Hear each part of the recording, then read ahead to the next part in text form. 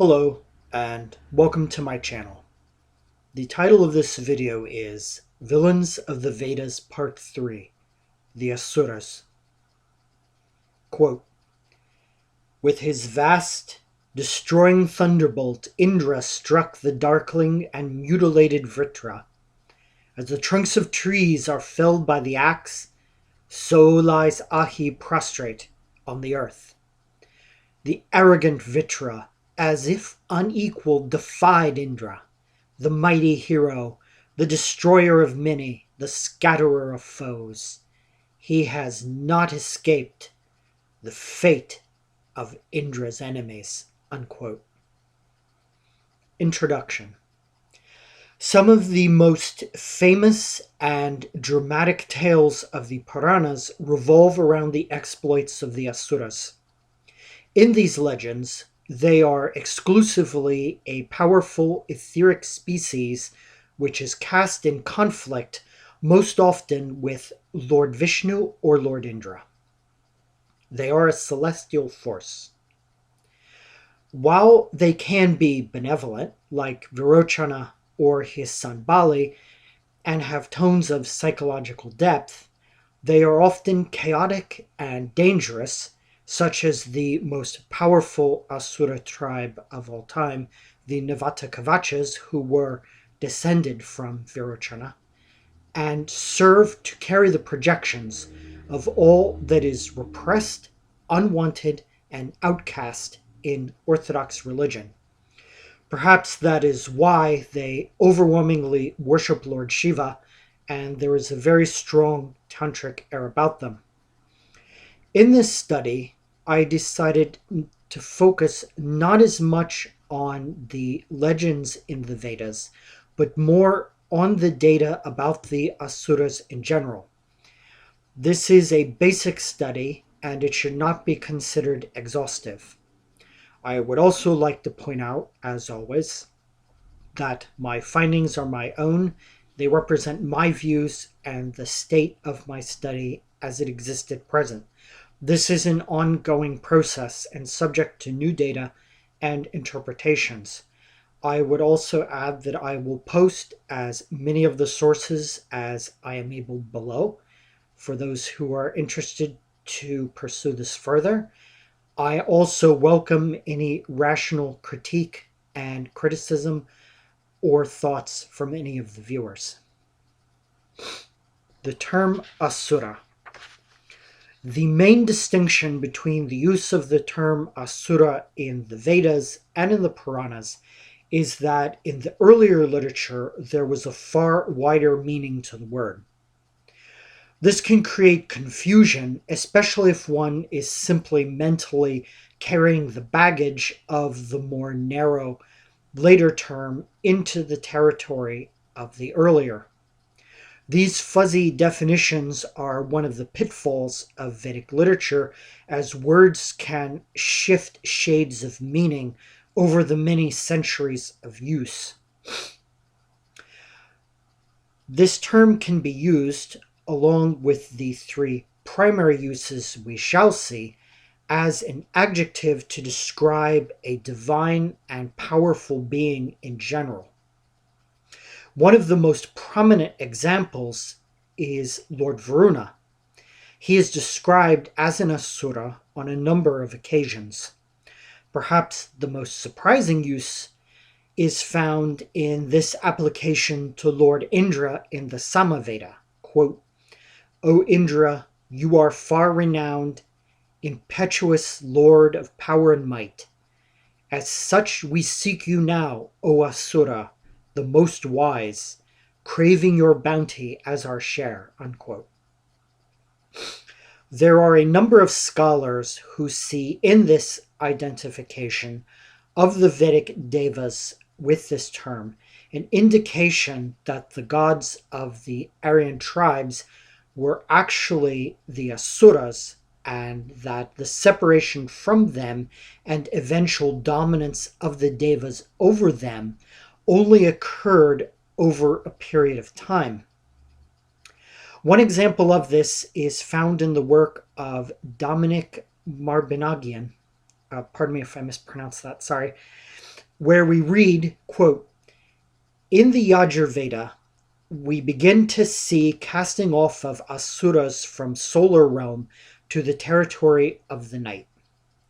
In 1.3.14, Agni is referred to as Rudra, the Asura of the mighty sky. However, in 1.5.4, we begin to see the first conflict between the gods and the Asuras, in which the gods won." Unquote. And that is Marbaniang, and I apologize. The primary problem with this argument is one of chronology. It also assumes a unity of meaning of the term across all mantras where Asura is used. His claim is that the conflict between the Asuras and the Devas, which resulted in the ascendancy of the latter in Vedic thought, was begun in the period of the first mandala of the Rig Veda and completed by the time of the Yajur Veda. However, in the family books, which are considered to be the older strata of the Rig Veda, this conflict is already in play. The first mandala of the Rig Veda is after this period. There is no period in the Rig Veda where this distinction and conflict did not exist. The sages say, quote, "You, Agni, are Rudra, the expeller of foes from the expanse of heaven. You are the strength of the Maruts." Unquote. Thus, there is no basis for a claim that all Devas are equated with Asuras, as there is no period where they are viewed as the identical beings. They are always in conflict and hence considered separate. To solidify this point further, the Asuras and the Adityas were always separate classes. A synonym for the Asuras are the Vritras, plural, identifying them with the powerful Vritra Asura. Even in the first mandala of the Rig Veda, when it is claimed that this conflict began, he is clearly a child of the goddess Danu. Thus, as the Vritras, the Asuras are all the children of Danu after him. The followers of Vritra are also called Sanakas. This is consistent through the Vedic literature, and we encounter the name Danava early on. However, the primary Devas, the Adityas, are offspring of the goddess Aditi. Thus, they are always separate. The use of the term Asura does not mean that Lord Varuna and Lord Indra were once Asuras, children of Danu, as they are only identified with the Adityas in the whole of the chronology of the Rig Veda. Asura there is an adjective for a powerful being. It is a generic label. Another theory is that the Devas originally represented natural phenomena and the Asuras presided over the human social sphere. This is based on the association of the term Asura in some verses with Lord Varuna and Lord Indra, both of whom are focused on human morality, but we've already dealt with that. However, in the Vedas, none of those who are identified clearly and named as Asuras are associated with any religious or social function, nor are they portrayed as concerned with human morality. In fact, in both the human and the etheric use of this designation, they are considered a deadly threat. That brings us to the most common permutations of this word.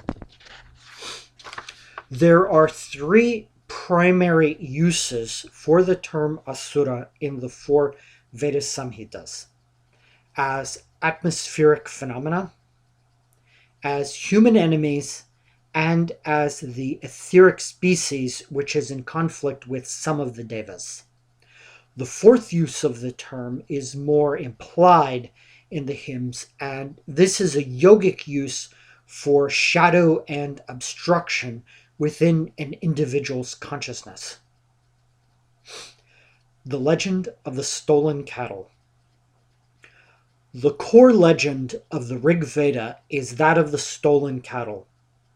This narrative is used by the sages in accord with each of the permutations of the term Asura. Thus, this legend is multifaceted. The basic structure of the tale is as follows. The Asuras, generally under the leadership of Vala, steal the cows and hide them in a cave in an inaccessible region.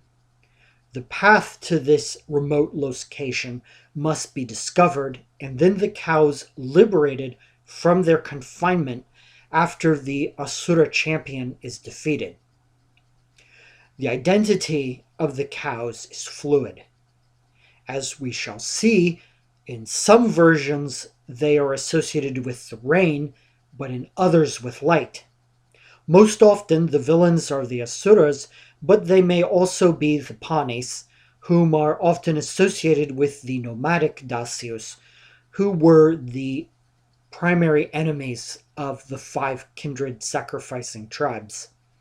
In some versions, this is reflecting the common conflicts engaged in the tribal era in archetypal mythic form. Generally, the hero of this legend is Lord Indra, who slew Balasura, although this path is often found by an obscure figure named Sarama, whom the Panis attempt to persuade to join them, actually in one version in which they had captured the cattle. In later legend, Sarama is portrayed as a white dog of Lord Indra, which is interestingly similar to the white otherworldly dogs of Celtic lore. But this is a disputed point. Without going into the rationale, I believe Aurobindo settles this that Sarama was not a dog in the original core of the tale, and that this is a later construct. However, there are multiple versions of the characters of this legend, and the hero is sometimes Lord Agni, the Ashvins, Lord Brihaspati, whose cattle were sometimes stolen, or Soma. In some of the versions, the ancestors of the sages themselves find and liberate the cows. Only the fundamental structure is constant, and the motif of liberation from the forces of darkness and obstruction. This then is the primary focus of the tale. It is of note that while this is commonly alluded to in the hymns of the Rig Veda, in the later works of the Yajur and the Atharva Veda, it is hardly mentioned at all. I have wondered often about the reason for this, since the sundry versions of the legend would have been well known to the later seers from the hymns of the Rig Veda. I don't know what exactly were the conditions which caused this shift. This is certainly a subject which needs further research and may yield some interesting fruit.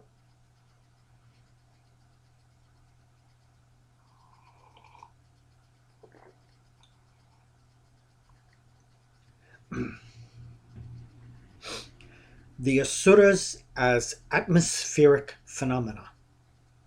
Quote, exhilarated by the Soma juice, Indra, armed with the thunderbolt, severed the rain-confining cloud, whereupon the currents of water proceeded towards the ocean like birds to their nest. Unquote. Clouds withholding rain. One of the most common uses of the term Asura in the earlier Vedas is for atmospheric phenomena. In the majority of these verses, the Asuras are identified with dark clouds which are obstructing or withholding the rain rather than dispensing it in the poetic metaphors of the sages. These storm clouds, which withhold the water, are generically identified as either Vritra or Ahi.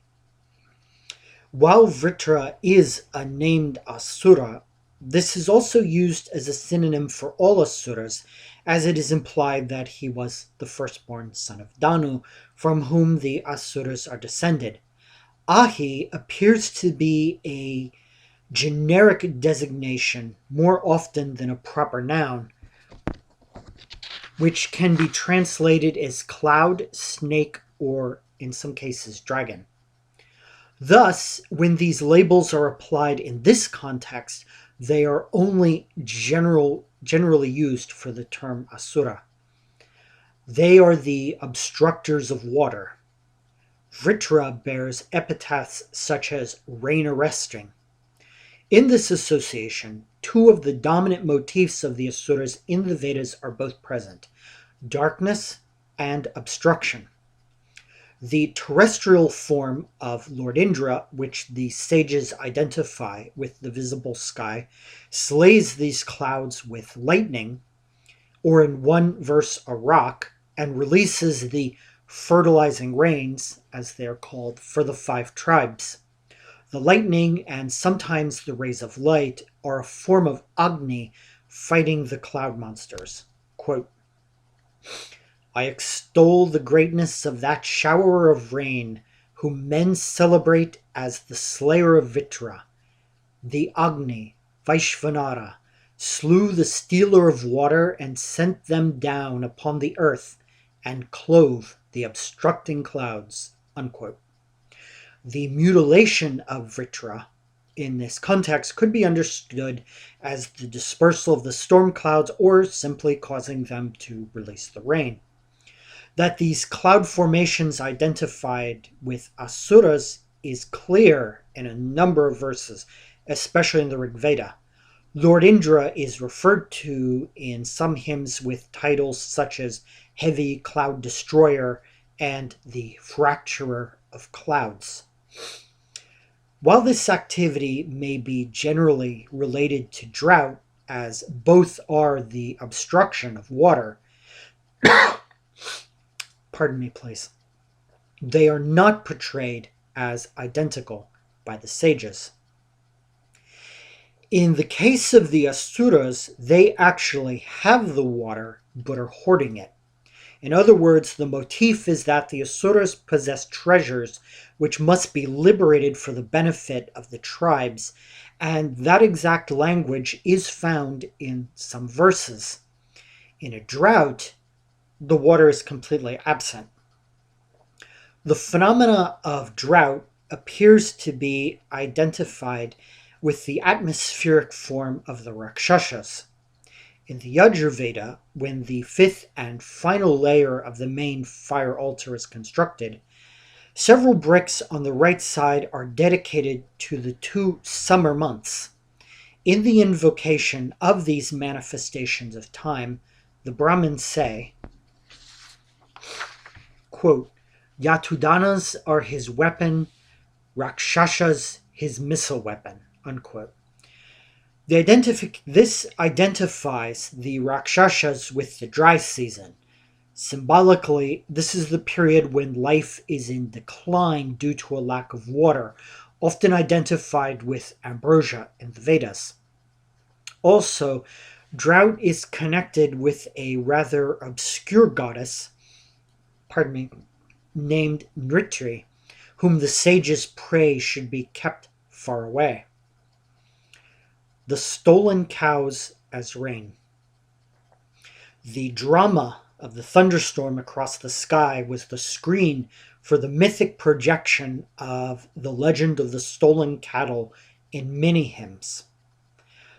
This is based on a play of words which link key characters with these events. As noted, one of the meanings of the term Ahi as cloud. There are also etymological connections between the word for cow and rain.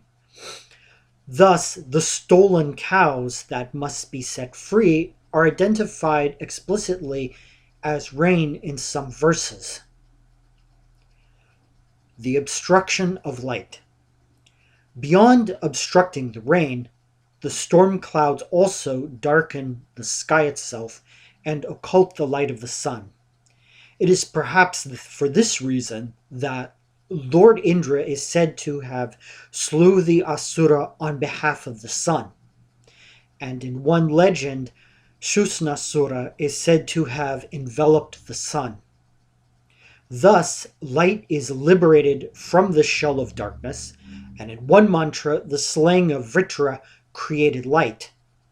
The sun, too, is called a slayer of Asuras, in this context where the Asuras are identified with darkness.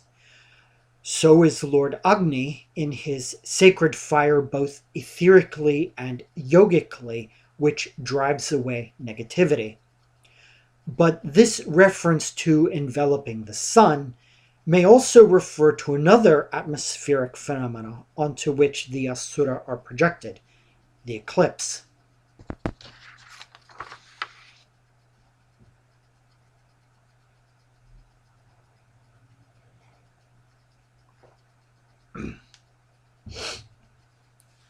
The eclipse. The symbol of the black storm clouds obscuring the light and the rain is also applied to the eclipse, which is linked to an Asura. While the later Puranic name of Rahu and the encyclopedia of meanings associated with him in Vedic astrology is absent, save for the connection to generating illusions in the Veda Samhitas, the character is clearly present. Also missing from the Vedas is the legend of the churning of the Milky Ocean to recapture the lost Rita, which Rahu Ketasura, when he was one, managed to pilfer and thus lost his head to be divided into two parts, becoming Rahu and Ketu, the north and south nodes of the moon, respectively.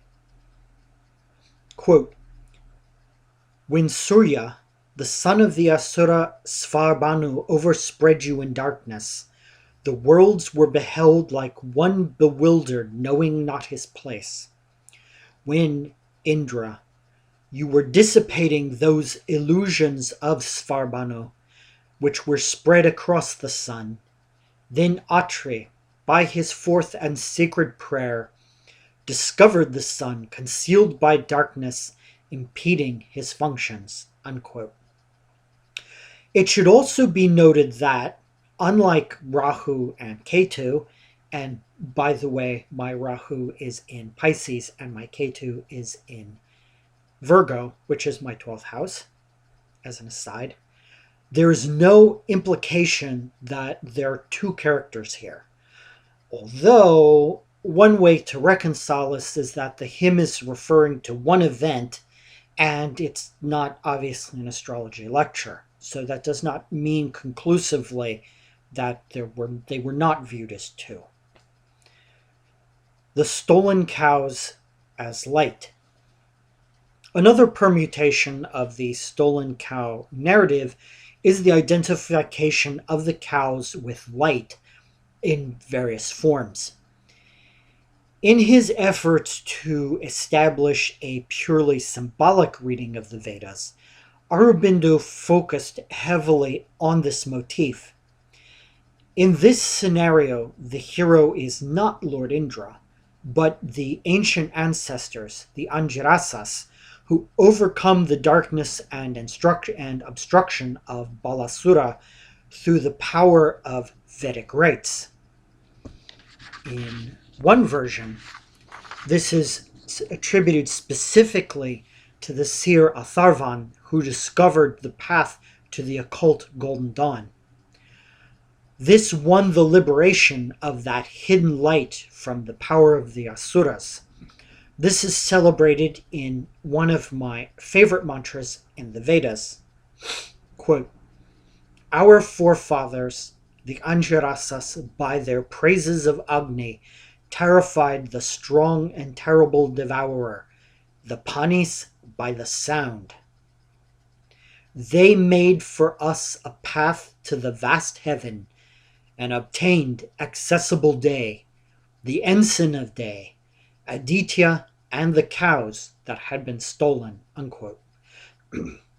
This version of the stolen cow legends refers to an internal yogic phenomena for which the imagery of darkness or obstruction of the primal luminosity of consciousness represented by dawn are given in symbolic motifs.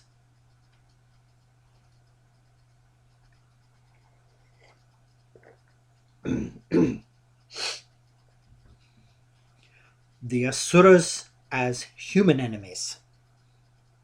Quote, "Showerer of benefits, who are Indra, the wearer of the helmet, the devastator of hostile regions, the terror of your foes. Where are those heroic deeds which you have performed against the mortal Asuras when opposed by them in battle?" Unquote. The wholesale identification of the Asuras with the Indus Valley civilization or the Harappans or whomever is assumed to be the conquered natives of the subcontinent is long-standing. Many Western scholars have devoted a great deal of effort to this subject in an effort to prove the defunct Aryan invasion theory. In my study of the Rakshasas, who are also understood to be natives, I examined the mantras to discover that there are multiple uses for the term Rakshasa by the sages. At times, this was used as a derogatory name for the nomadic Dasyus who raided the tribes for cattle and humans for their cannibalistic practices. However, it was also clearly used as a name for an etheric species. The same is true of the word Asura. The sages called their non-Aryan tribal enemies both Rakshasas and Asuras, sometimes using the terms interchangeably, although there are differences between them. These are all the general statements. Pardon me. The Asuras as Harappans.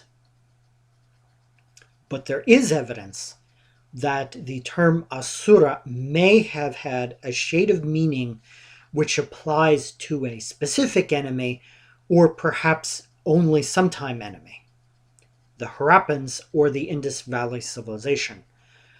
The first indication of this arises from an obscure epitaph applied to the deceptive Vritra in the first mandala of the Rig Veda, this being stream-obstructing. In the latter mandalas of the Rig Veda 1 and 8 through 10, there are a handful of generic statements such as Lord Indra smote Vritra to open rivers, and he slew Ahi, made 7 rivers flow, unquote. These particular types of statements are not applied to Rakshasas, so they are specifically related to Asuras. At first, this may seem to be a variation on the atmospheric motif, and the rivers here only mean the monsoons with their heavy streams of rain. Or it simply there was more rain and the rivers flowed. However, if this were the case, one might expect this to remain a vague description without mention of detail such as the specific number of 7 rivers, which obviously corresponds to the geography of the land of 7 rivers. But this seems to hint at another more terrestrial meaning encased in these epitaphs. Turning to the earlier strata of the Rig Veda, these brief utterances are explained in greater detail. In the 4th cycle, one finds the same reference to the rivers, that they were specifically described as arrested and also obstructed by Ahi. This does not seem to indicate merely a lack of rain. The verb implies action by the Asuras which affected the rivers directly. We find even greater detail. Quote, "Then Indra, lord of horses, the divine sister rivers praise you for your protection when you did set them free to flow, after having been impeded by Vritra through a long confinement." Unquote. The sages then mention, regarding this conflict, that Indra drowned in the released flooding waters from the rivers a specific set of Asuras who are named Shvrita, Kavasa, and Virbhuda. The greater detail in the older section of the Rig Veda, combined with specific physical features regarding the rivers and individuals, implies the account may be closer to an actual event. In contemplating what this may have been, one dominant feature of the Indus Valley civilization comes to mind: water control. The Harappans built a variety of dams to control, or we might say obstruct and arrest, streams and rivers. One scenario may have been as follows. The 5 tribes were in conflict with the Harappans over the limited resources of water, with the Harappans reducing the flow of rivers which the tribes relied upon for their own water and their own crops. One of the crops which they grew was rice. Rice requires a great deal of water. Water was not the only resource over which they seem to have been in conflict. In one verse, seizure of territory by the Asuras is mentioned. Quote, "Destroy Saraswati, the revilers of the Devas, the offspring of the universal deluder, giver of substance. You have for men the land seized by Asuras, and have showered water upon them." Thus, we have potential links between the Asuras and the Harappans. There may be others which reinforce this, specifically the famous cities of the Rig Veda. The cities of the Asuras. This brings us to the subject of the well-built cities of the Asuras, as the sages call them. There are 22 references to cities in the Rig Veda. Many of these verses are referring to the same locations. A further complication is that it is not necessarily clear that all of these are referring equally to the human Asuras or to the etheric species. For example, one of these cities belonging to Susna is said to be movable and is clearly not a human creation. Quote, "You have broken to pieces the movable city of Susna with your weapons. You who are light have followed him. Wherefore, Indra, you are in 2 ways to be worshipped." Unquote. On the other hand, there are cities which are besieged by the human tribal chief Divodasa, so this is clearly not in the Asura realm, which I should mention at this point and make clear that concept of the Asura realm is not mentioned in the Vedas. Thus, we have 2 clearly defined poles relating to these cities, human and etheric. The question now becomes the ratio between them and how to uncover the predicates which define them. These mantras fall into 4 basic categories. 1. Indra. In these verses, it is Lord Indra alone who is overwhelmingly the overthrower of the cities of the Asuras. As he is a deva, this implies that these do not necessarily refer to events in the material world. 2. Indra plus human. In these verses, Lord Indra assists a human to occupy a city. This implies events in the material world or the human realm. These may be the Indus Valley sites. 3. Asura plus human. Here, there is specific mention of a human and an Asura, which implies that this is an event in the material world, and thus, in our model here, this Asura would be a Harappan. 4. Asura. In these verses, they cannot be specifically defined as events in the material world. On a simple reading of the verses, they fall out as follows. In category 1, Indra, there are 11 verses. In category 2, Indra plus human, there are 2 verses and 1 referring to Rakshasas. And in category 3, human plus Asura, there's 1 verse. And in category 4, Asura, there are 6 verses. Thus, there are only a handful of 3 to 4 verses which it is clear that the sages are referring to material cities, looking at this generally and overall. In the majority of cases, then, it would seem from that vantage point that they're not. There is, however, another way of analyzing this data. This is based on the identification of the lords of the cities where a name is mentioned, although that does reduce the amount of verses and the universe of possibilities involved.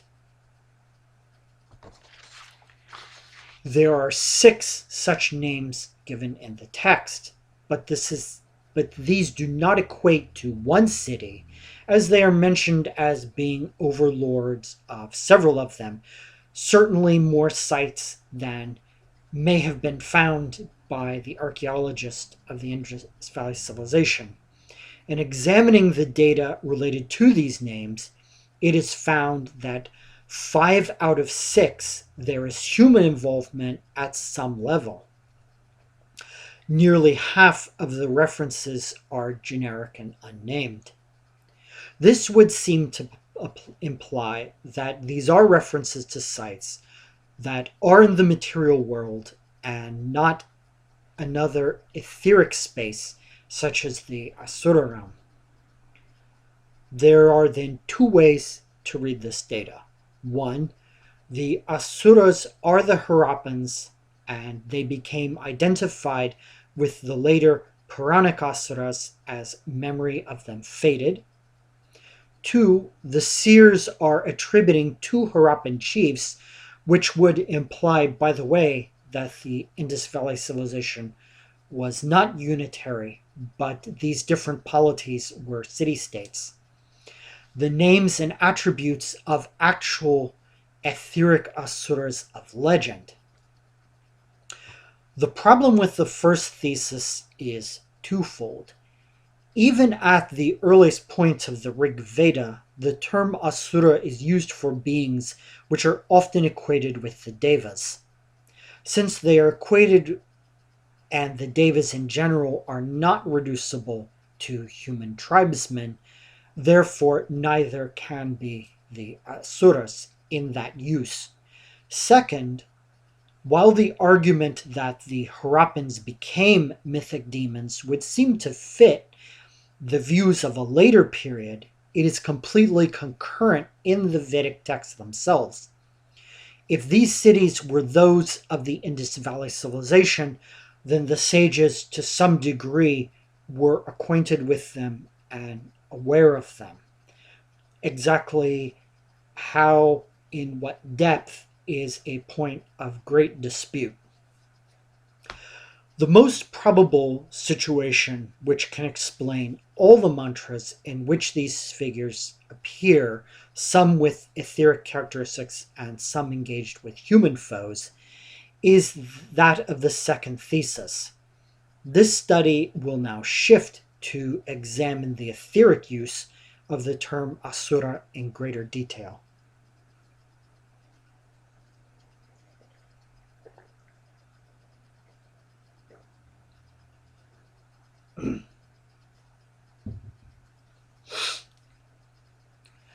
The Asuras as etheric species.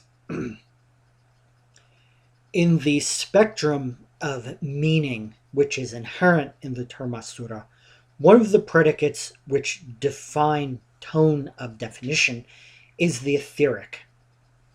There are a variety of verses where it is debatable if the seers are speaking of rival humans or this etheric species.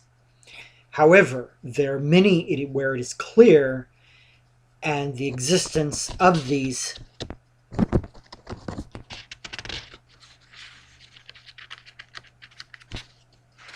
beings in Vedic literature is certain.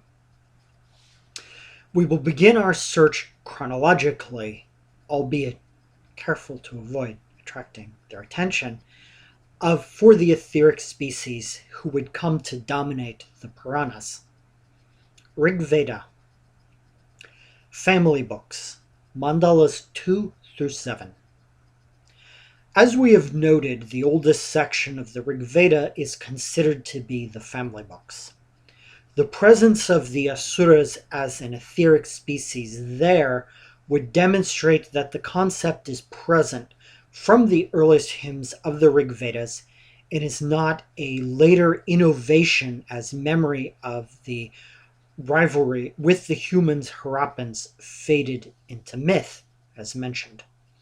Quote, "Verily all the Devas with you, Indra, for their strength, have warred with the Asuras.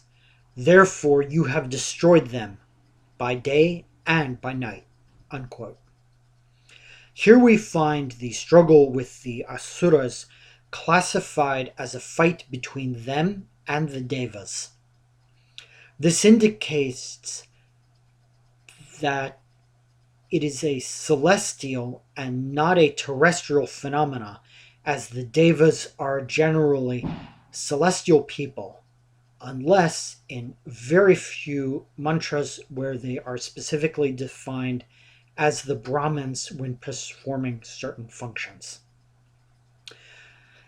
While there may be some dispute regarding his identity and if he is the same as the later Lord Guru Jupiter, the priest of the Devas, as he is called, Lord Brihaspati is, for example, identified as a destroyer of Asuras. That he is not an Aryan tribal chief is sufficiently clear from the description given of him by the sages, who cryptically tell us his back is dark blue, which Sayana says here is actually means to say that he is enveloped in smoke. This would be an etheric being with a misty appearance, clearly not a human. A further indication that these are not humans is a reference to the fight between Lord Indra and the Asura Arbudha. In this personal combat, Lord Indra assumed what may be one of his 4 Asura-destroying forms with 99 arms and hurled Arbudha down headlong. As with the misty blue Lord Brihaspati, this is not an event which occurred in the material universe. Along these same lines, in a tale in the 6th cycle of the Rig Veda, Lord Indra is said to have carried off a wheel from the chariot of the sun to drive away malignant spirits. In this verse, this act and hence description is linked with his struggle with the Asura Kuva. Again, this is not an immaterial event.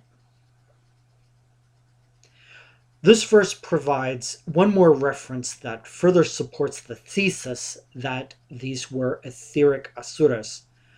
Lord Indra's charioteer is Kutsa.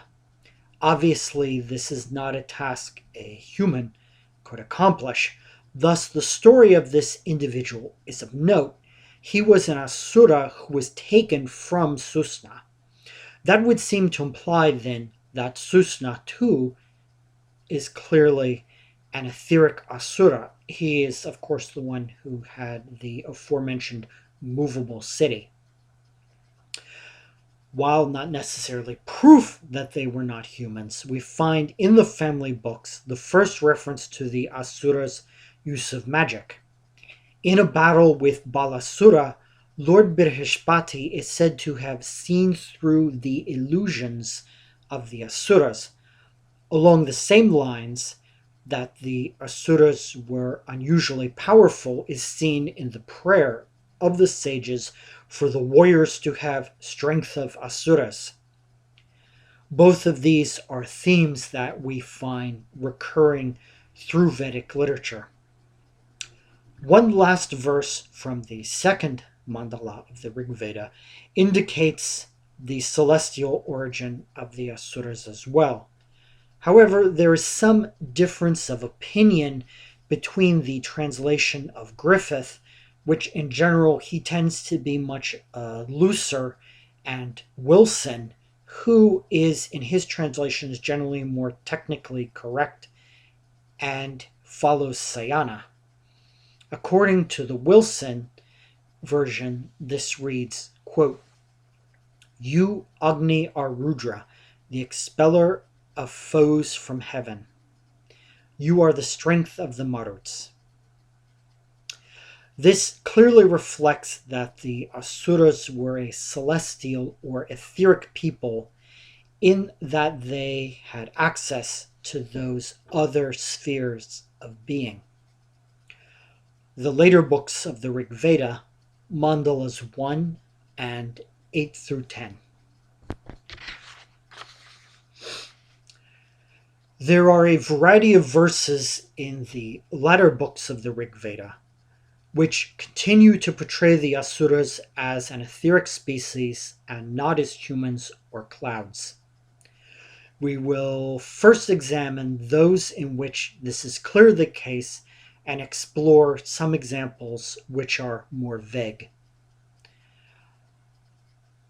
There are far more colorful descriptions of the Asuras in this section of the Rig Veda, and the sages relate more detail than simply the generic description of them as malignant spirits seen previously.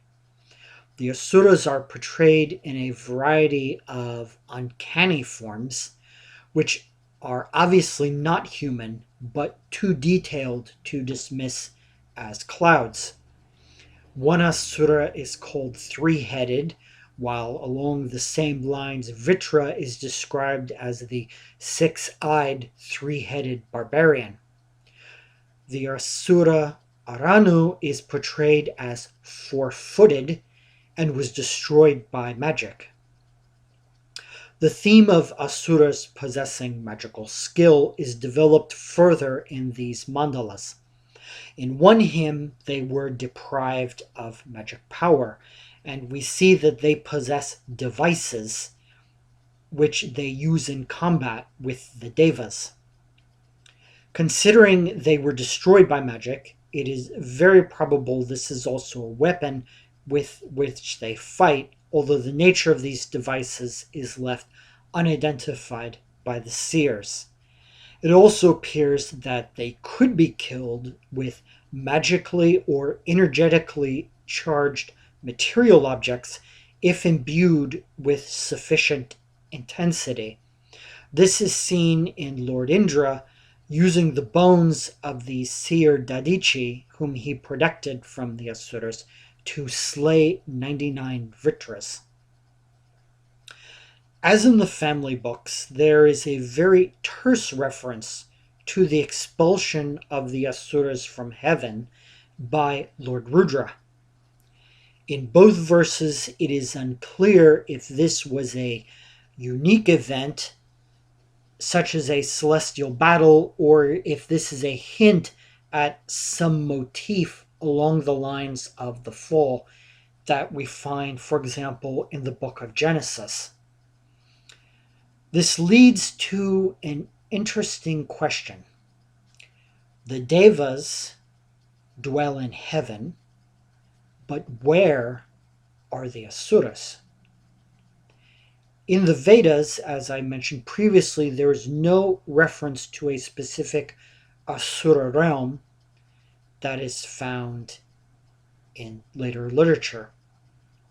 Perhaps in the era of the seers, they were able to access this reality more frequently, as they are often portrayed in association with the material world, while obviously not being material beings.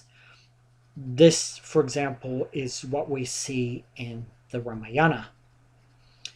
They did not seem to have access to any heavenly realm, as one of the tasks was to deny their access and protect the luminous paths of the Devas from them.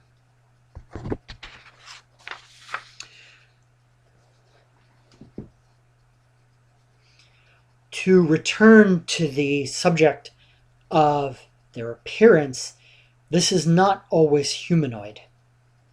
It is clear that they had other forms, and the nature of these is an interesting dispute of translation, although both may be correct in different contexts.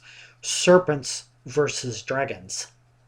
In one hymn of the Soma Mandala, they are equated with serpents, though here it seems more metaphoric.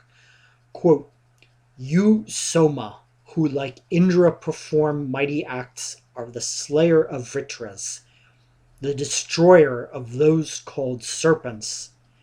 You are the slayer of every Dasya." Unquote. In another place, however, we are told by the sages Indra knows the strength of the dragons, which appears much clearer. Metaphoric elements of the dragon description are found in the atmospheric use of the word Asura. Throughout the Vedas, there are a number of named Asuras. However, it is sometimes difficult to determine if these individuals were human or celestial, as they may share similar names. It is possible that they were both, and that if the tribes encountered a particularly powerful warlord, they projected the identity of a celestial Asura onto him. Susna Asura is an example. He is portrayed in some verses as citizen of a city besieged by Divodasa, which would certainly seem to be historical, while in other verses he is associated with a different floating city. Multiplicity and shift of names can be a challenge when studying the Vedas closely. For example, the aforementioned Divodasa is also called Pijavana, and I believe he has even another name. Further examples of this ambiguity are found in the allusion to exploits by Lord Indra. Some might reasonably argue that these verses were historical incidents confused over time with the various legends of the dancer in battle. Although the assumption of such claims is that there are no etheric species, and that is a thesis I personally reject. In one episode, Lord Indra dragged Arunava and Ahisuva from his chariot, and in another, the slayer of Vritra skinned Krishna Asura to remove his black skin and killed all of his pregnant wives. He also smashed the skull of Namuchi, of whom we are told he made women his weapons. And he also killed the Asura Krivi with his thunderbolt.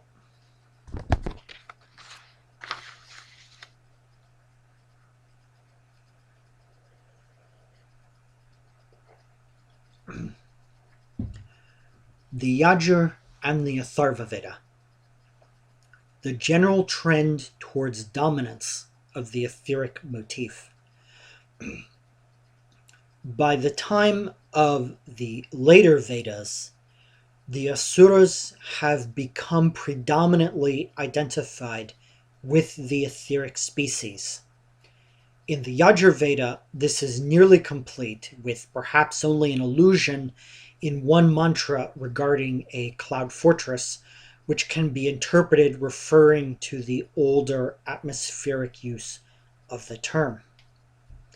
In the Atharva Veda, there are only 3 of perhaps 30 references to Asuras, which could be read as clearly denoting human rivals or the atmospheric use. This is found in the hymns to Manudeva, a form of anger, as an Asura invoked by warriors, in which the Vritras, as in other places a synonym for Asuras, are in the Dasyus or barbarians are equated. Pardon me. The one verse which may refer to the atmospheric use of the term in one in which it is said that the moon conquered the stronghold of Asuras. This later verse is fairly unique in that it echoes a single mantra in the family books of the Rig Veda, where this action is ascribed to the full moon. This may be a reference to a lost reference or perhaps a ritual. In the rites to the full moon in the Yajur Veda, there is no reference to this incident. It is unclear to me why the atmospheric motif would have faded so significantly by this time. The diminishment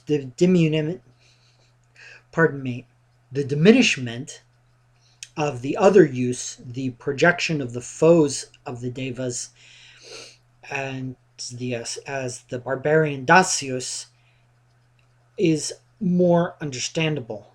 It should be noted that there are 22 verses in which the cities figured in the Rig Veda, but by the time of the Yajur Veda, there are none. There are also no references to these cities in the Atharva Veda.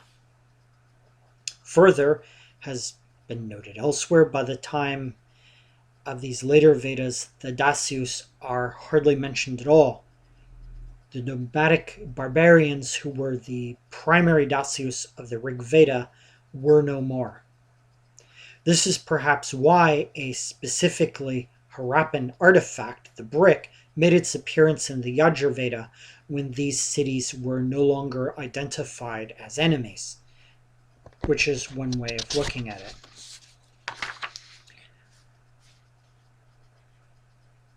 The nature of the Asuras.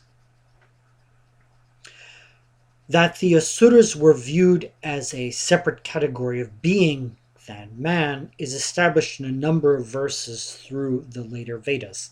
A prominent example of this distinction is found in the various beings manifest in the universe by the primal cosmic cow, the goddess Vak, where what we are told is that she has become Devas, men, and Asuras.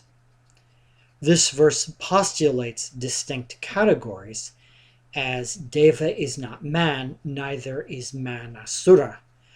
That the Asuras are closer to the Devas in their nature is seen in a verse in the Yajur Veda, which refers to a period before the Asuras and the Devas had being in the process of creation. This makes them, to use a word loosely and borrow it from Christianity, pre-Adamic, and thus distinct from the material world. although it does not define which is older or if they were contemporaries. This having been established, it is possible to induce something of the nature of the Asuras as an etheric species from the other etheric species, the Devas. The primary visual attribute of the Devas and of all celestial people is that they are self-luminous. The Adityas, for example, are described as self-radiant. This same description is given of Rudras, another class of etheric species, such as the Maruts, who are luminous and sometimes appear with a purple hue. One form of Lord Indra is golden, and Lord Varuna is praised in one hymn as being the luminous golden color of sunrise. This illumination can also be perceived as many different colors, not simply the tones of gold and purple, which are most frequently described. This same quality applies to the chariots and to the vehicles of the Devas, which humans sometimes perceive. This phosphorescent quality is the product of the material from which their more plastic bodies of these species are composed.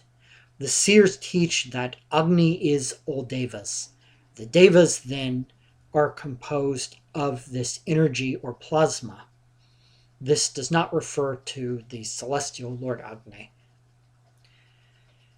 It is this form of Agni, the yogic Agni, from which all beings are generated and ultimately makes all manifest as the energetic substratum of the manifestation of consciousness. The material world appears and functions as one aspect of this field, while the etheric species thrive on another. A rough analogy might be the distinction between the land, ocean, and the atmosphere. While part of the same planet and interdependent, they are radically different environments with specialized creatures that cannot function in another ecosystem without artificial aids. Bacteria that exist in the upper atmosphere, for example, could not trade places with those that thrive in the depths of the Marianas Trench on the lava which is flowing out from the crust.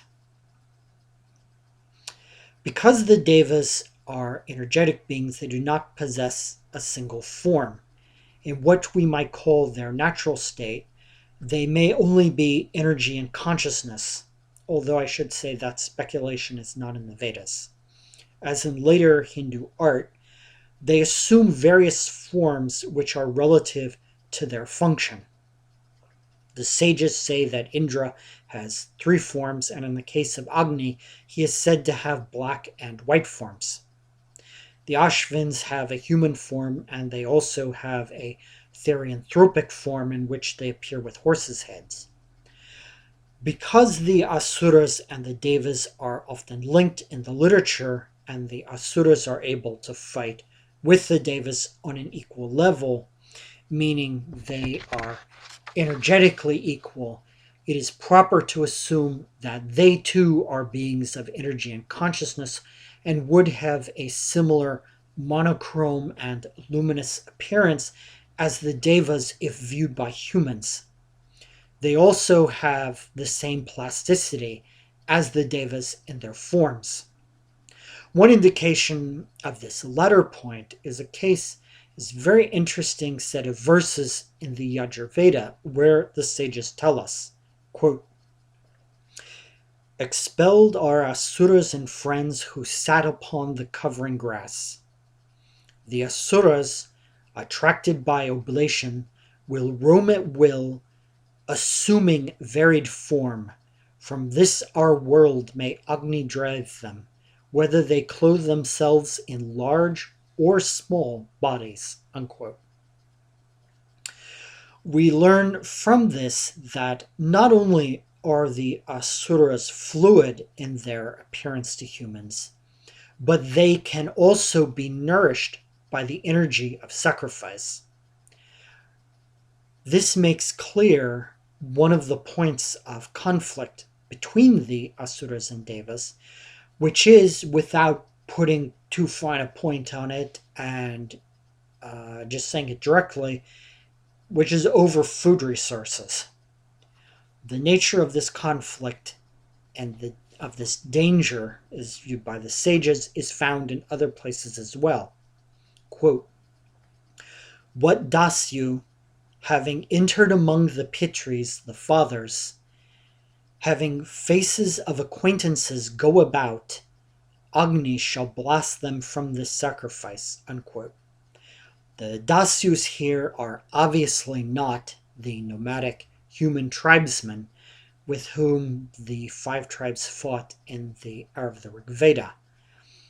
This is not the activity of corporeal beings. The Asuras here, as in the verses from the Yajur Veda, already mentioned, seek out the energy of the sacrifice and here shapeshift to assume the appearance of those who are connected with the rites to infiltrate them. As has been noted, the term barbarian is sometimes loosely applied by the sages. As in the previous verse, the concern is that the etheric Asuras will in some manner have access to the Soma oblation offered to the ancestors and the Devas. Another important characteristic of the Asuras is that they can only be destroyed with specialized celestial weapons. The text itself describes them as virile and compares powerful elephants to them, so this is not surprising. The most famous and common mentioned weapon is, of course, Lord Indra's lightning-based weapon made for him by Lord Vishwakarma, although in one version it was made by the seer Usanas. But this is not the only such weapon mentioned in the Veda Samhitas. In the Atharva Veda, the sages speak of a weapon called the Trisandi, which they describe as the flesh-eater of encompassing gloom, with which the Asuras were overthrown. Quote, "Let Indra, Vritra slayer, smite with Trisandi as a bolt." Unquote. There's not much more detail of information about this celestial weapon in the text.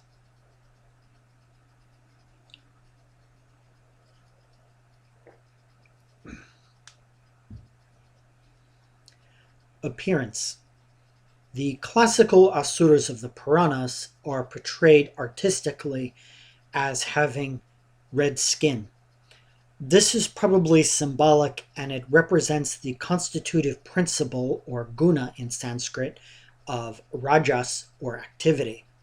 Or it could be that the tones of red are slightly lower on the spectrum of light than the color of blue, sometimes associated with the Devas. In the Atharva Veda, the Asuras are described as black and hairy, while they can sometimes appear to be many-handed. This description of hairy may be why the Asuras are portrayed in the art of the Puranas with mustaches, while the Devas most often are clean-shaven and smoother. Vritra is also described as possessing 2,000 eyes. As in the later mandalas of the Rig Veda, they are also described as possessing dragon forms. Quote, "Now I will proclaim the heroism of Indra, which first he of the Vajran, thunderbolt, did. He slew the dragon that had resorted to the mountains. Tavasta fashioned for him the wizening bolt. Like lowing kine flowing at once, the waters went down to the ocean." Unquote. To repeat an earlier statement, there is some discussion around this translation and whether it could be dragon or serpent. Each of these would give these verses a different tone and shade of meaning. One reason it may not be serpents is that these are presented in a separate light elsewhere in the Vedas, which does not appear to be related to the Asuras. In the final construction of the of the main fire altar, as the ground is being, in the first stages of the construction of the main fire altar, as the ground is being sanctified, there is a set of oblations to the sun, which includes a hymn to serpents as what we'll call loosely supernatural beings. Perhaps this is related to the entities later identified as Nagas in the Puranas, but they lack the chthonic association of the Nagas. Quote, "Homage be paid to serpents, and to all of them that are on earth, to those that dwell in the air, to those that dwell in the sky be homage, to those that are the demons' darts, to those that live upon the trees, to all the serpents that lie low in holes be adoration paid, or to those that are in heaven's bright sphere, or to those that dwell in the sun's beams. Serpents, whose home has been prepared in waters, homage unto them." Unquote. If this is to be understood that there is a separate class of etheric beings which are serpents but not asuras, then it would seem more probable to identify the asuras with dragons rather than serpents, even if this imagery shifted and was lost in the Puranas. This reading is further supported by references in a later hymn which calls upon the serpents to attack the Asuras in combat. Treasures of the Asuras. Operating on the assumption for a moment that at least some Asuras have dragon forms, there is a very curious verse in a hymn late in the Atharva Veda which would seem to reflect a common motif of Western dragon lore, which is dragons always guard treasures. Quote, "As the thief loots the money of idle persons, Lord Indra in the same way obtained the gems from the possession of the Asuras." Unquote. The presence of gems here is rather unique in the Vedas. The Asuras hoarded in the earlier Vedas light, cow, and water in various ways, but no treasures such as gold or gemstones were mentioned. These are specifically the subterranean riches of earth beings, and the Asuras have never before had such an association. Another unique feature of this is that previously the Asuras generally took values of objects from others, although there is an exception to this in the Rig Veda, such as cows, but never possessed them in themselves. But here, and in the one exception, they do. It is curious to note in passing that in Chinese dragon lore, dragons often carry pearls. So this would be possessing a treasure gem as well. This is not the only type of treasure that they are said to possess. In several hymns, we are told they have wisdom. This is the Asura Vidya. And that this is of an esoteric nature is clear as that it's made identical with the wisdom of the Ribus. These were the deified ancestors who became immortal and founded the science of Vedic sacrifice. The connection of the Asuras with the pursuit of immortality is also a common feature of the later Puranas. Vritrasura himself is referred to in one hymn, actually, as a sage. In several places, Asura magic appears in the verses, which is specifically described as techniques of creating or manipulating illusion. This is commonly part of the siddhi abilities that one can acquire through meditative practices. For example, Vashita siddhi, which is the ability to hack into another person's perception and cause him to perceive all types of illusions. It seems that the skill level of the Asuras with the occult techniques is such that, in one hymn at least, even the Devas learn from them.